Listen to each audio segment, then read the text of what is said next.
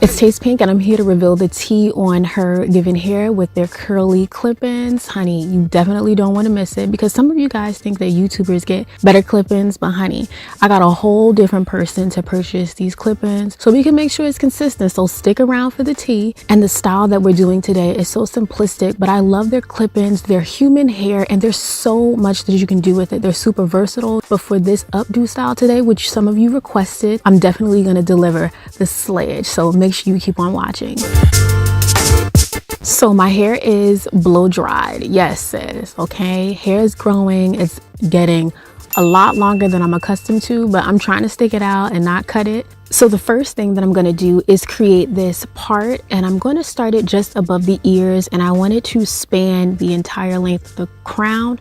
So this is going to be like the halfway point. Again, you know, I struggle with parting, so if you need help with this, I highly encourage it. But you guys are going to see, we're going to invent something called abstract parts. But for right now, this part is hitting because it's not going to always be like this. So I have what I like to call abstract parting. You're like, okay, crooked parts matter too, but with abstract parting, we're not aiming for perfection. And what I'm also doing is applying gel or the edge booster. I really love that. And I apply that in the section of my parts to make it a bit neater. If you're on your own, I highly recommend using some sort of gel or something to help the rat tail kind of slide through the hair, and make sure that, you know, your roots especially are detangled, as it'll make it so much easier. And I don't have time for all the mirrors and stuff, especially when I'm recording, sis. I was trying to keep it simple, but you know, I went into the bathroom to double check. But I'm going to use a rubber band to secure this section, and this is also a rubber band that has been saturated with apricot oil as a protective measure to make sure that I'm not increasing the likelihood of breakage. Trust me, saturating the rubber bands in oil definitely works, and I've been doing that for a while, and I definitely recommend it. So I wanted to create about 4 to 5 sections. This became progressively harder.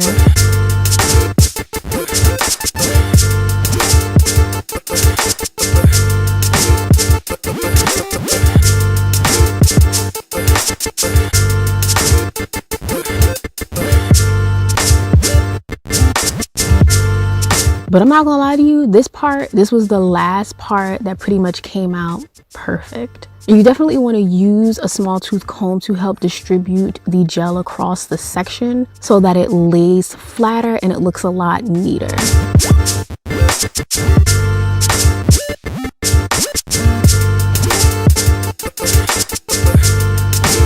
But now I'm on the final section, and ooh, Chile, okay? That part at the crown got a little messed up. I'm not gonna be too harsh with myself. You know, the part got a little messed up. It's cool, but we're almost done, and the magic is just beginning.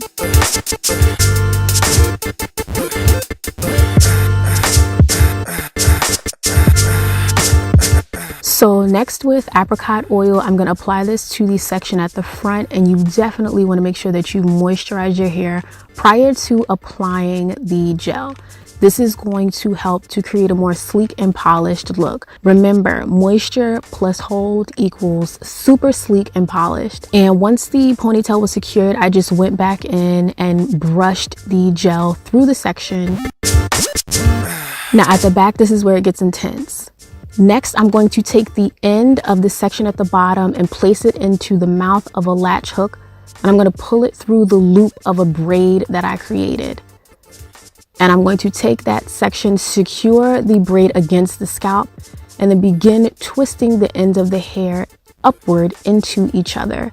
You want to make sure that the twist is extremely, you know, tight but still comfortable. You don't want it to be too tight where it's uncomfortable. Definitely be careful. And I'm going to twist it towards the front, and I'm going to wrap it around my bun and secure it with a scrunchie.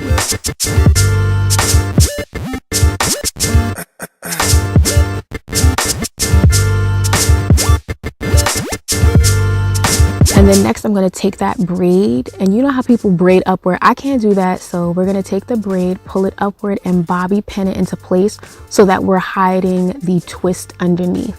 You have to be super strategic and use pins, you know, in key places at the base, at the midpoint, and then at the top. You don't really have to do too many. Now, before we get into the installation, I wanted to show you guys a side-by-side comparison using the newly purchased clip-ins versus the previously installed clip-ins. And you guys can see that I've worked with HerGivenHair in the past. I have several videos, so if you'd like to see that, definitely click the links in the description box. But I started off by co-washing the previously used clip-ins. I like to co-wash them and use a very hydrating conditioner, and the curls are going to pop. But because these are previously used, you can expect shedding. I do style a bit more aggressively, so again, there might be a little bit more shed hairs than normal.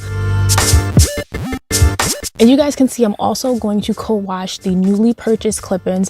And with these clip-ins, you aren't going to receive the same amount of shedding because you haven't yet went in to detangle or style them. So I want you guys to know, like, there is some shedding, but it's nothing excessive. And so you guys can do heat styling. You can allow these to air dry. You can even bleach them. You have so many options. But I just wanted you guys to see this and get the true tea. But let's get back into the tutorial. And so once I'm at the top near the crown, I'm going to start placing the clip-ins.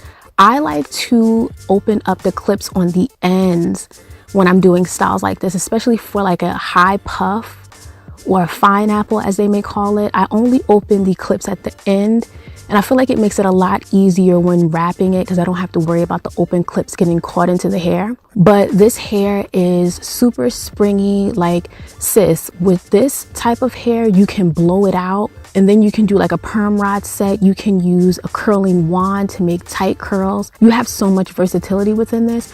And the great thing is you can take it out at night if you wish. You could, you know, take this style and transform it into a high bun if you wish.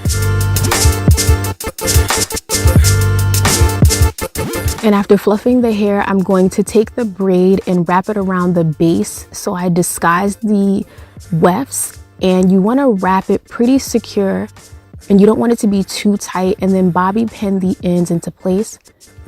And then I'm going to take the Pantene Curl Sculpting Gel, and I'm going to use this to add a little bit more definition and fluff out the hair. I did get a little bit of shedding, but again, when you get this hair, you definitely want to co-wash it because that will remove any excess shed hairs or just, you know, random hairs that may be in it. And I did not get a lot of shedding. You can again use this sculpting gel to do a twist out. You can do a braid out. Again, you can blow this hair out. But I'm here to give you tea, sis. I highly recommend their clip-ins. I have so much experience with them. Be sure to check out my other clip-in videos with HerGivenHair. This is the 3B 3C curly clip-ins, and they give life, sis. So how did I do on this style with the abstract parts? Let me know in the comment section below. Be sure to subscribe, give this video a thumbs up, and share it with your homegirls. I hope to see you in the next one, and be sure to check out HerGivenHair. I have all of the product links in the description box.